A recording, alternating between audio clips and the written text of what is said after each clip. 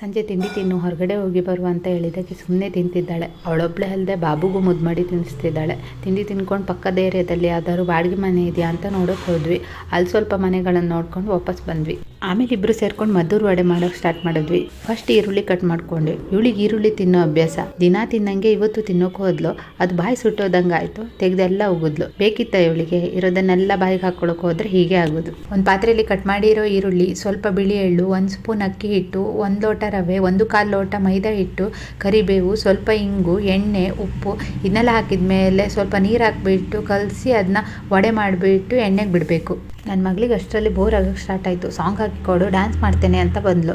ಮೊದಲೆಲ್ಲ ದೇವ್ರ ಭಜನೆ ಕೇಳ್ತಾ ಇದ್ದಿದ್ಲು, ಈಗಲೂ ಭಜನೆ ಕೇಳ್ತಾಳೆ, ಆದರೆ ಸ್ವಲ್ಪ ಬೀಟ್ ಇರಬೇಕು. ದೇವಶ್ರೀ ಗಣೇಶ ದೇವ ಈ ಸಾಂಗ್ ಅವಳಿಗೆ ಭಾರಿ ಇಷ್ಟ. ಚೌತಿ ಹಬ್ಬಕ್ಕೆ ಈಗಿಂದನೇ ರೆಡಿ ಆಗ್ತಿದ್ದಾಳೆ. ಇವಾಗ ಒಂದು ಹೊಸ ಸ್ಟೆಪ್ ಬೇರೆ ಕಲ್ತಿದ್ದಾಳೆ. ಅದನ್ನ ನೋಡು ನಾನು ಮಾಡ್ತೀನಿ ಅಂತ ತೋರಿಸ್ತಿದ್ದಾಳೆ.